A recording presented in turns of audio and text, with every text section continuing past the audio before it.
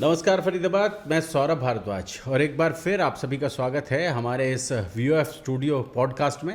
हमारे साथ स्टूडियो में पहुंची हैं गुलशन चंदीला और वार्ड नंबर 17 से फिलहाल कांग्रेस की प्रत्याशी हैं और बात करेंगे उनसे किन मुद्दों को लेकर फिलहाल वो चुनाव लड़ रही हैं और क्या है जो उनके वार्ड में उन्हें लगता है कि सबसे खराब। सबसे पहले तो गुलशन जी स्वागत है हमारे स्टूडियो में। Thank you so much sir.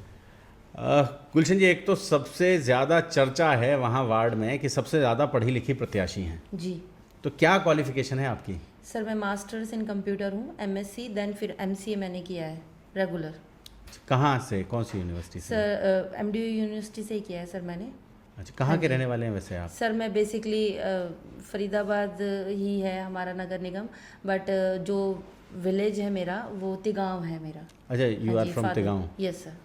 Okay. Tigaon विधानसभा। और वीरेंद्र मास्टर जी? वीरेंद्र मास्टर जी मेरे पिताजी हैं सर, फादर इन लॉ। तो यहाँ पर हमारा घर है। परिवार में पहले से में रहा है हाँ कि जी। राजनीति पहले से रही है? नहीं सर, राजनीति तो नहीं कह सकते आप, समाज सेवी आप कह सकते हैं। समाज सेवी जी, जी। सामाजिक व्यक्ति हैं मास्टर छवि वीरेंद्र बहुत जी। अच्छी है उनकी, बहुत अच्छी छवि के जी। साथ। तो इस बार लगा क्यों कि चुनाव लड़ा जाए? सर देखिए, पार्षद जो होता है ना वो बहुत ही बेसिक्स जो लोकल इलेक्शन होते हैं और जो पार्षद चुनती है जनता वो उनके उन छोटे मोटे काम कराने के लिए होता है। उसमें कोई इतनी पावर नहीं होती या इतने बड़े वो पार्टी के इलेक्शन नहीं होते हैं कि हाँ भाई हमें उस लेवल पे बात करनी है, उस लेवल पे जाना है।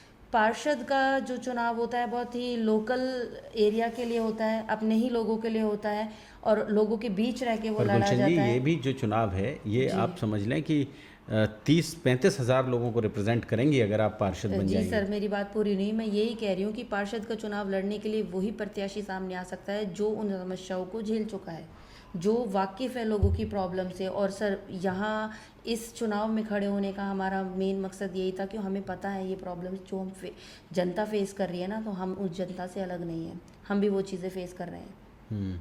और जनता तो समाधान चाहती है उनका। जनता समाधान चाहती है तो हम समाधान लाएंगे सर उनका। हम एक्चुअली लड़ ही इसी रहे हैं कि हमें कोई सॉल्यूशन जब हमें सेम गवर्नमेंट में मिल नहीं रहा है। It's been more than 10 years, almost +3 years और आप लगा लीजिए जो इलेक्शन में डिले हुआ है। 13 ईयर्स से भी ज़्यादा हो गया है, सेम गवर्नमेंट है, एमएलए भी सेम है, एमपी भी सेम गवर्नमेंट से हैं, फिर भी काम हो नहीं रहे हैं। तो किसके पास जाएं सर अपनी शिकायतें लेकर के? सुनने वाला कोई है नहीं। जनता भी यही कहती है, सामने आ रहे हैं कि हमारी बात सुनने के लिए कोई आया ही नहीं है अभी तक, तो हम प्रॉब्लम किसको बताएं? प्रॉब्लम तो उसको बताई जाएगी ना जिसके पास सॉल्यूशन होगा। तो फिर दैट्स इट, वहीं से एक दिमाग में आता है कि क्यों ना खुद ही इस बार ट्राई किया जाए, खुद ही उन मुद्दों पे काम करके देखेंगे कि हम बताएंगे लोगों को कि हाँ भाई काम इस तरह से होते हैं। आप बस लोगों के साथ जुड़ने का यही मौका था कि आप हमें वो मौका दीजिए। गुलशन जी, वार्ड 17 में जी जो 5 सबसे ख़राब चीज़ें आपको लगती हैं, आपको लगता है कि इनमें सुधार होना चाहिए, वो क्या क्या हैं? सर यहाँ पे मैं सबसे पहले मैं पानी की समस्या पे बात करूँगी। लोगों के घरों में पीने का जो पानी आ रहा है ना, जो वाटर सप्लाई आप बोल रहे हो, वो बहुत ही बदबूदार और गंदा सीवर का पानी आ रहा है। उस पानी में लोग उसको पीना तो दूर सर, कपड़े तक नहीं धो सकते हैं उस पानी में। आज हम फ्रेंड्स कॉलोनी गए थे, हमारे वार्ड के अंदर ही आता है वो एरिया। वहाँ पे हम ऐसे रोड पे से जा रहे थे, टूटी हुई रोड थी, वो कचरा था वहाँ पे। जब आप डोर टू डोर कर रहे थे? डोर टू डोर मैं कर रही थी, तो वो पानी साफ आ रहा था वहाँ पे, कोई पाइपलाइन वहाँ से टूटी हुई थी और वो पानी सीधा गटर में जा रहा था। तो आप ये देखिए लोगों तक वो पानी नहीं पहुँच रहा है, तो ये समाधान कौन निकालेगा इस चीज़ का? तो पानी की समस्या सबसे बड़ी समस्या है। दूसरी बड़ी समस्या है गंदगी की। मैं जिस गांव से बिलोंग करती हूँ, फतेहपुर गांव है जो हमारे यहाँ इन लॉज में है, फतेहपुर चंदीला जो हब है मेन उसका। सर उसमें हम 4-5 जगह से हम एंटर कर सकते हैं और जिस भी जगह से आप उस गांव में एंट्री करोगे, कूड़े का ढेर आपका स्वागत करेगा।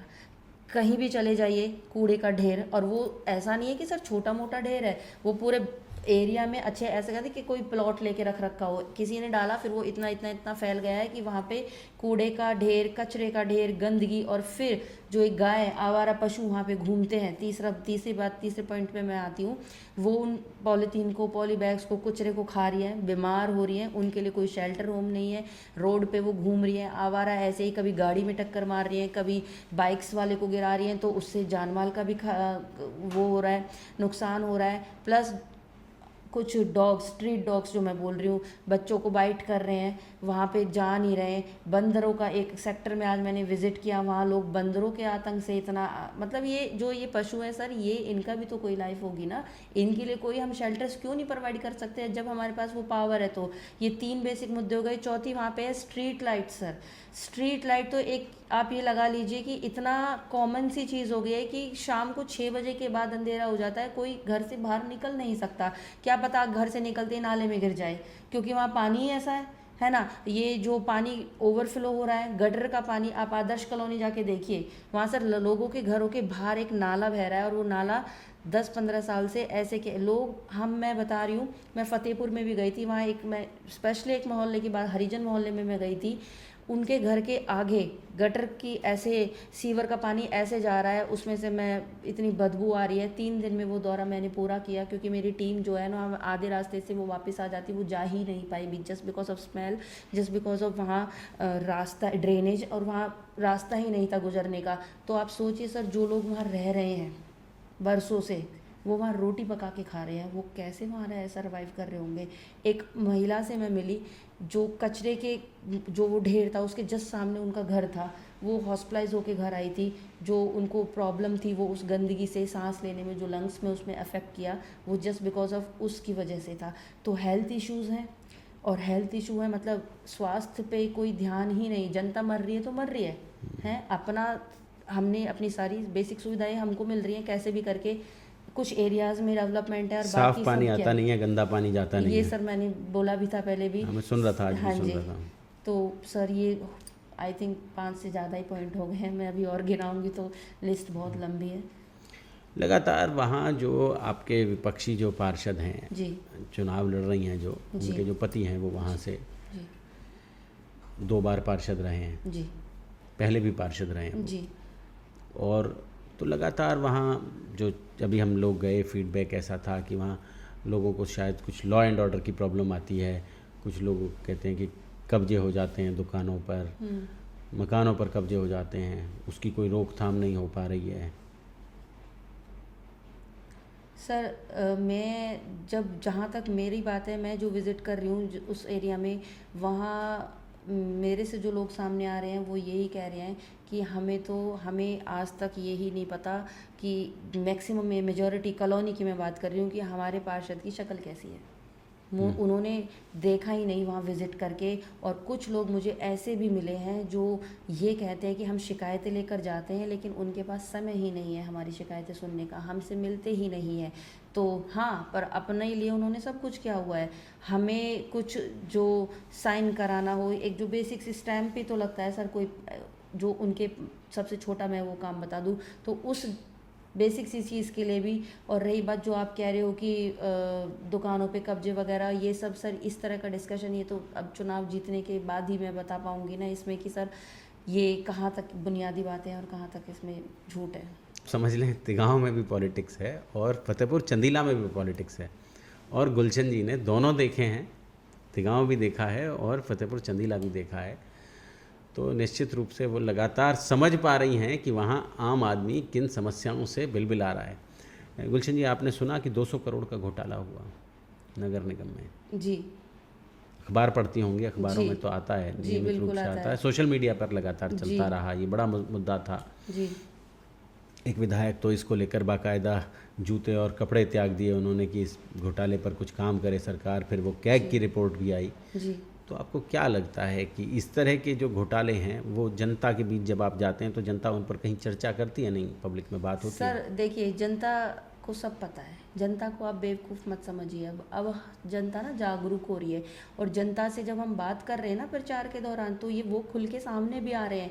लेकिन कहीं ना कहीं पता नहीं क्यों क्या हो जाता है, ये मुझे समझ नहीं आता कि अब वो इस चीज़ को एक्सेप्ट भी कर रहे हैं। हाँ, ये गवर्नमेंट की बहुत बड़ी चूक है, घोटाला हो रहा है, घपलेबाजी हो रही है, पैसे खिलाए जा रहे हैं, पैसे खाए भी जा रहे हैं, लेकिन जा कहाँ रहा है पैसा? वो चीज़ दिख क्यों नहीं रही है? डेवलपमेंट हो क्यों नहीं रहा है?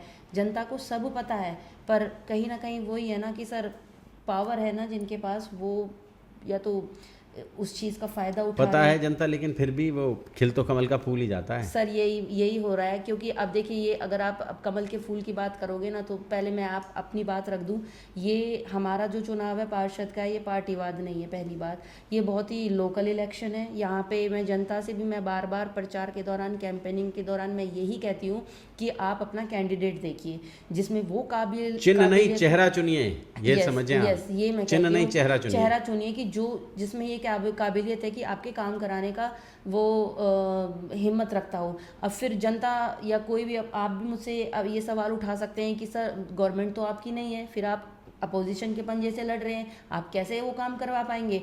तो सर उन जनता को भी और आपको भी मैं यही बोलूँगी कि जहाँ चाहा वहाँ रहा, काम कराने की सर नियत होनी चाहिए, काम अपने आप होंगे। काम कराने की नीयत होनी चाहिए, काम अपने आप होते हैं। जी ये गुलशन जी का आप समझ लें कि उनके जीवन का फ़लसफ़ा है। जी।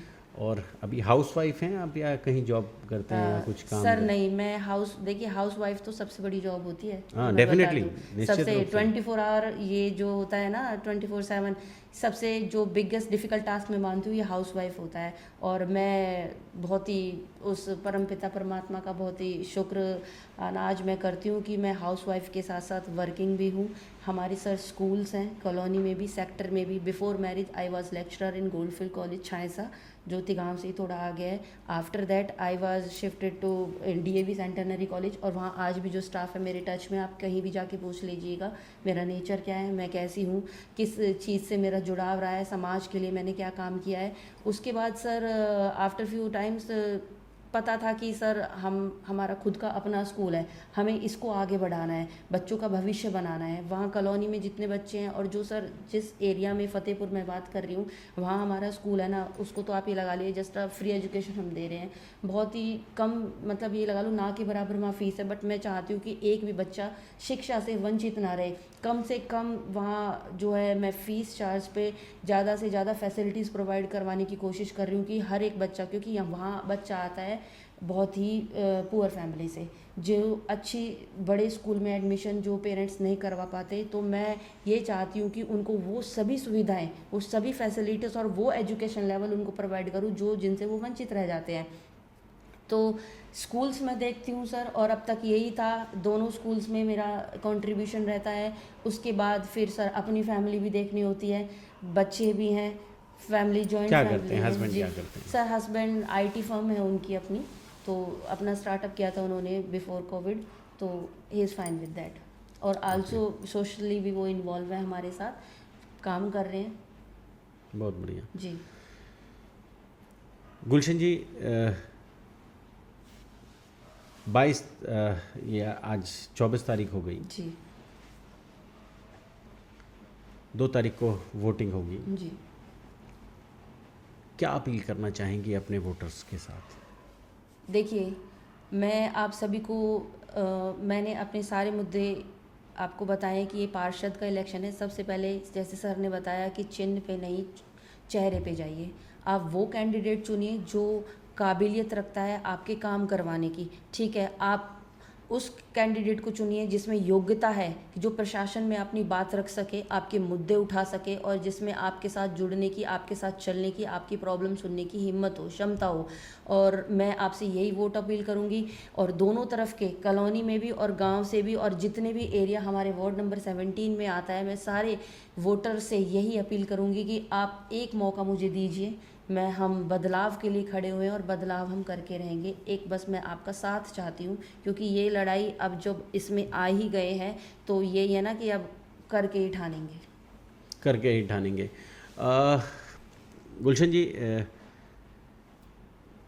आम तौर पर महिलाओं के बारे में कहा जाता है, बहुत सारी जो महिला प्रत्याशी चुनाव लड़ रही हैं जी उनके बारे में कहा जाता है कि उनके पति ही फ्यूचर में राजनीति करेंगे। और मैं तो देखता रहा हूँ कि वही सदन की बैठकों में जाकर बैठते रहे, जी वही बातचीत भी करते रहे अधिकारियों से, जी। उन्हीं ने जनता की समस्याओं को डील किया। तो पत्नी जो है वो एक केवल रबर स्टैंप बनकर रह जाती हैं, जी और ऐसे ही लोगों के लिए पार्षद पति जैसे जो शब्द हैं वो गढ़े गए। तो क्या लगता है कि फ्यूचर में जब ये आपको जनता वहाँ चुन ले, जी और तो आप लोगों के बीच नज़र आएंगी या आपके पति आमतौर पर काम करते दिखाई देंगे? सर हमारे कैंपेनिंग के दौरान आपने देखा होगा पति से ज़्यादा मैं ही नज़र आ रही हूँ फिलहाल लोगों को, और मैं बोल भी रही हूँ, मैं लोगों से मिल भी रही हूँ। मैंने सर देखा है, और आप गलत नहीं कह रहे हो, कि गांव में या बहुत से अभी बैकवर्ड एरियाज़ ऐसे हैं जहाँ नाम के तौर पर पत्नी आगे हैं लेकिन काम वही पति ही कराते हैं। बट सर ऐसा नहीं है।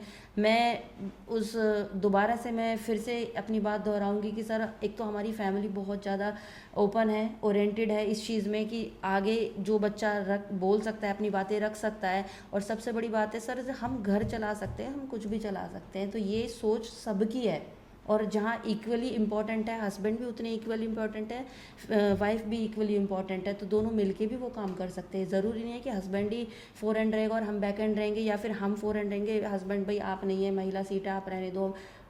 बात है कोऑर्डिनेशन की, मिलके भी काम होते हैं सर। गुलशन जी, हमारे स्टूडियो आने के लिए, हमें समय देने के लिए आपका बहुत बहुत धन्यवाद। Thank you so much sir. और फरीदाबाद जोड़ेंगे आपको ऐसी ही और राजनीतिक चर्चाओं के साथ। बहुत बहुत धन्यवाद।